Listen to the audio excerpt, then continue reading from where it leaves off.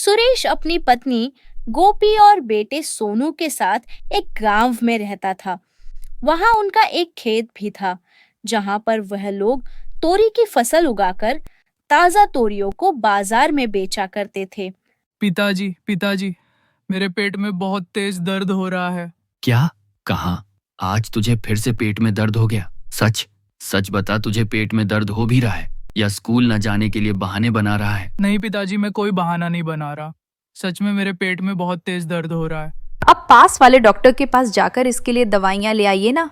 जाने मेरे बच्चे को किसकी नज़र लग गई है, आए दिन इसकी तबीयत खराब हो जाती। सुरेश सोनू को लेकर पास वाले डॉक्टर के पास जाता है, तो डॉक्टर उसे पेट दर्द की दवाई दे देते हैं। लेकिन अगले दिन फिर से सोनू के पेट में तेज दर्द शुरू हो जाता है। कल ही तो मैं इसे डॉक्टर के पास से दवाई दिलाकर लाया था और आज फिर से इसके पेट में दर्द हो गया। बार बार इसके पेट में दर्द होने का आखिर कारण क्या है? हम तो कुछ ऐसा मसालेदार खाना भी नहीं खाते। जो सब्जी हमारे खेत में उगती है, हम तो उसे ही नमक हल्दी डालकर बना लेते हैं। उससे तो इसके पेट में दर्द नहीं होना चाहिए। पता नहीं जी, मुझे तो इसकी बहुत चिंता हो रही है। 2 महीने हो गए, हर दूसरे दिन इसके पेट में दर्द हो जाता है। पास वाले डॉक्टर भी कुछ नहीं बताते कि इसे दर्द क्यों हो रहा है, बस हर बार ये दवाई देकर भेज देते हैं। इस बार आप इसे बड़े अस्पताल लेके जाइए, वहीं इसकी दिक्कत का पता चलेगा। इस बार सुरेश सोनू को पास वाले डॉक्टर के पास ले जाने की बजाय उसे बड़े अस्पताल लेकर जाता है, जहां डॉक्टर अच्छी तरह से सोनू का चेकअप करते हैं। देखिए, आपके बेटे के पेट में बहुत ज़्यादा इन्फेक्शन है। इसके लिए हमें उसे कई दिन तक एडमिट रखना पड़ेगा। लचेज़ ठीक है डॉक्टर साहब, आप मेरे बेटे को एडमिट कर लीजिए। हमारे पास अभी दवाइयाँ अवेलेबल नहीं है, इसीलिए आपको किसी प्राइवेट हॉस्पिटल में अपने बेटे का इलाज करवाना होगा। जितनी जल्दी हो सके इसका ट्रीटमेंट स्टार्ट करवा दीजिए, वरना इसका इन्फेक्शन बहुत बढ़ जाएगा। मैं आपको डॉक्टर माथुर का कार्ड दे देता हूँ, आप इनके पास चले जाना। आप इन्हें मेरा रेफरेंस देंगे तो ये आपको थोड़ा डिस्काउंट भी दे देंगे। ठीक है डॉक्टर साहब, आपका बहुत बहुत शुक्रिया। सुरेश सोनू को लेकर प्राइवेट हॉस्पिटल में डॉक्टर माथुर के पास जाता है, जहां पर डॉक्टर माथुर तुरंत ही सोनू को एडमिट कर लेते हैं। देखिए मिस्टर सुरेश, हमने आपके बेटे को एडमिट कर लिया है क्योंकि उसकी कंडीशन सीरियस है और उसे ट्रीटमेंट की सख्त ज़रूरत है। लेकिन जितनी जल्दी हो सके आप काउंटर पे फी जमा करवा दीजिए। आपके बेटे को कम से कम हमें 15 दिन के लिए एडमिट करना होगा, इसीलिए आप काउंटर पे 1.5 लाख जमा करवा दीजिए। 1.5 लाख? जी, और प्लीज जल्दी, अगर आज आपने पैसे जमा नहीं करवाए तो हम आपके बेटे को अस्पताल में एडमिट नहीं कर पाएंगे और इस इन्फेक्शन की दवाइयाँ आपको दूसरे हॉस्पिटल में नहीं मिलेंगी। ठीक है डॉक्टर साहब, मैं कुछ बंदोबस्त करता हूँ। आप मेरे बेटे का इलाज कीजिए। मेरे बेटे से ज्यादा मेरे लिए और कुछ जरूरी नहीं। 1.5 लाख सुनकर महेश चिंता में आ जाता है। वह घर आकर अपनी पत्नी को सारी बात बताता है। मेरे पास तो गिरवी रखने के लिए गहने भी नहीं है। मेरे गहने तो पहले ही माँ जी के इलाज में चले गए। अब तो हमारे पास ये टूटी फूटी झोपड़ी और अपना खेत है। आप एक काम कीजिए, जमींदार जी के पास जाकर हमारे खेत को गिरवी रख दीजिए। सोनू के ठीक होने के बाद धीरे धीरे काम करके उनके कर्ज को चुका देंगे। लेकिन गोपी, अगर हमने खेत को गिरवे रख दिया तो हम खेती कहाँ पे करेंगे, और बिना खेती किए तो हम कभी भी जमींदार जी के कर्ज को नहीं चुका पाएंगे। इसीलिए मैं इस घर को ही गिरवी रख देता हूँ। खेत में काम करके पैसे देकर घर छुड़वा लें। आपका कहना भी ठीक है, आप ये घर के कागज ले जाइए। सूर्य जमींदार साहब के पास जाकर उनके पास अपना घर गिरवी रख देता है। उन पैसों से वह अपने बेटे का अच्छी तरह इलाज करवाता है। धीरे धीरे करके वह जमींदार का कर्ज भी उतार रहा होता है कि तभी तेज बारिश के कारण उसकी सारी फसल बर्बाद हो जाती है। अब क्या होगा गोपी? मुझे हर हाल में अगले महीने तक जमींदार साहब का कर्ज चुकाना है। अभी तक तो मैं सिर्फ उनका थोड़ा बहुत ही कर्ज चुका पाया हूँ।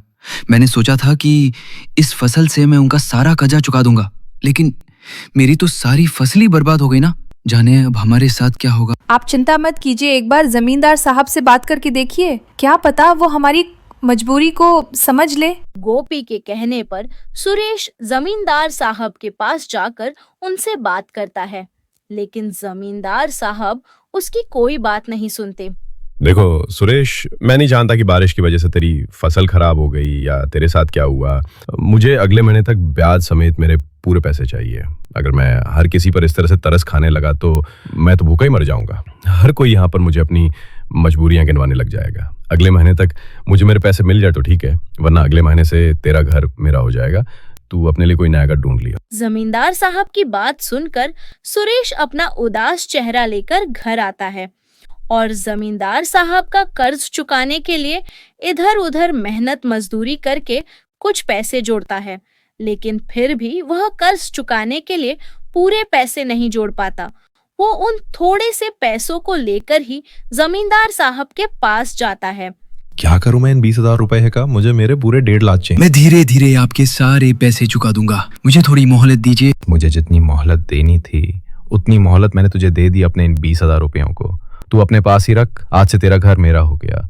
अभी के अभी जाकर अपने घर को खाली कर दे, और अगर ज्यादा आनाकानी करेगा तो घर खाली करवाना मुझे अच्छी तरह से आता है। सुरेश जमींदार साहब के सामने बहुत मिन्नतें करता है, लेकिन जमींदार साहब अपने आदमियों को भेजकर उसके घर को जबरदस्ती खाली करवा देते हैं। सुरेश अपनी बीवी बच्चे को लेकर रास्ते पर आ जाता है। शुक्र है कि जमींदार साहब ने मेरी जेब में ये 20,000 छोड़ दिए। कम से कम हम इनसे एक छोटा सा घर तो किराए पर ले पाएंगे। सुरेश उन पैसों से अपने खेत के पास एक छोटा सा घर किराए पर ले लेता है, लेकिन अगले महीने भी उसके खेत में ठीक से फसल नहीं होती, जिस वजह से वह अगले महीने तक भी पैसे ना जुटा पाने के कारण मकान मालिक उन्हें घर से निकाल देता है। आज की रात हम कहाँ बिताएंगे? अब तो हमारे पास सर पर छत भी नहीं है। ना जाने हमारे खेत को भी किसकी नजर लग गई है जो वहाँ फसल ही नहीं उग रही। अगर उसमें फसल उग जाती तो हमें ये दिन नहीं देखना पड़ता। कोई बात नहीं गोपी, हमारे ये बुरे दिन जल्द ही कट जाएंगे। कहते हैं ना, जिसका कोई आसरा नहीं होता है भगवान उसका सहारा बनते हैं। आज रात हम मंदिर की सीढ़ियों पर सो जाएंगे, क्या पता वहाँ से हमारा अच्छा वक्त भी शुरू हो जाए। सुरेश अपने बीवी बच्चे को लेकर पास में बने देवी माँ के मंदिर में ले जाता है, जहाँ पर वह भंडारा खाकर अपना पेट भर लेते हैं और सोने के लिए मंदिर की सीढ़ियों पर लेट जाते हैं। तभी महेश उठकर अंदर मंदिर में देवी माँ की मूर्ति के आगे हाथ जोड़कर उनसे प्रार्थना करने लगता है। हे देवी माँ, अब तो आप ही हमारी मदद कीजिए। कल तक हमारा परिवार खुशहाल था, लेकिन आज हमारे पास सोने के लिए एक छत भी नहीं है। हम पर अपनी कृपा करो माँ। यह कहते हुए वह अपनी आंखें बंद करके देवी माँ की मूर्ति के सामने ही बैठ जाता है। तभी एक छोटी सी बच्ची महेश के पास आकर उसके कंधे को सहलाती है, जिससे महेश अपनी आंखें खोलता है। बेटा, तुम कौन हो और इतनी रात को अकेली मंदिर में क्या कर रही हो? तुम्हारे मम्मी पापा कहाँ हैं? मेरा नाम दुर्गा है। मैं तो हमेशा यहीं पर रहती हूँ। आप मेरी चिंता मत करो, मैं तो आपको ये देने के लिए आई हूँ। लेकिन इस पोटली के अंदर क्या है बेटा? आप खुद ही खोल कर देख लो। सुरेश जैसे ही उस पोटली को खोलकर देखता है तो उसके अंदर से सब्जी के बीज निकलते हैं, लेकिन वह जैसे ही उस बच्ची से उन बीजों के बारे में पूछने के लिए उसे ढूंढता है तो उसे वह बच्ची कहीं नहीं मिलती। अभी तो वो बच्ची यहीं पर थी, अचानक कहाँ चली? सुरेश के इतना कहते ही माता रानी पर चढ़े फूलों में से एक फूल महेश के पास आकर गिरता है, जिससे वह समझ जाता है कि जो बच्ची अभी उसके पास आकर उसे यह बीज देकर गई वह कोई और नहीं बल्कि स्वयं मां दुर्गा ही थी। यह जानकर उसकी आंखों में आंसू आ जाते हैं। पत्नी गोपी को रात में बीती सारी बातें बताता है। अगर ये सब्जियों के बीज हमें दुर्गा माँ ने दिए हैं तो हमें आज ही इन्हें अपने खेत में बोना चाहिए, लेकिन उससे पहले हम माँ दुर्गा का धन्यवाद करके आते हैं और उसके बाद ही हम इन बीजों को अपने खेत में बोएंगे। माँ का धन्यवाद करने और उनका आशीर्वाद लेने के लिए मंदिर में माता रानी के दर्शन करते हैं। माता के दर्शन के बाद वह अपने खेत में जाकर उन सभी सब्जियों को बो देते हैं।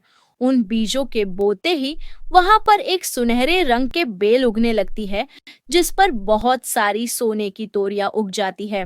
ये वाला कैसा चमत्कार है? उन बीजों को खेत में बोते ही हमारे खेत में सोने की तोरियां लग गई। लोग सच ही कहते हैं कि जब ऊपर वाला देता है तो छप्पर फाड़ के देता है।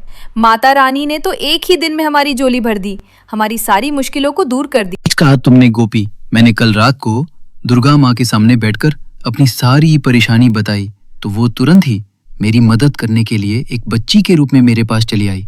आपकी लीला अपरंपार है माँ, आपका कोटि कोटि धन्यवाद। इसलिए कहते हैं जी कि हम जब भी किसी मुसीबत में हो तो हमें सबसे पहले उस मुसीबत में माँ के पास जाना चाहिए, क्योंकि एक माँ अपने बच्चों को कभी भी मुसीबत में नहीं देख सकती। और माँ दुर्गा तो जगत जननी है, हम सबकी माँ है, तो वो भला हमें मुसीबत में कैसे देख सकती। माँ का धन्यवाद करने और उनका आशीर्वाद लेने के लिए मंदिर में माता रानी के दर्शन करते हैं।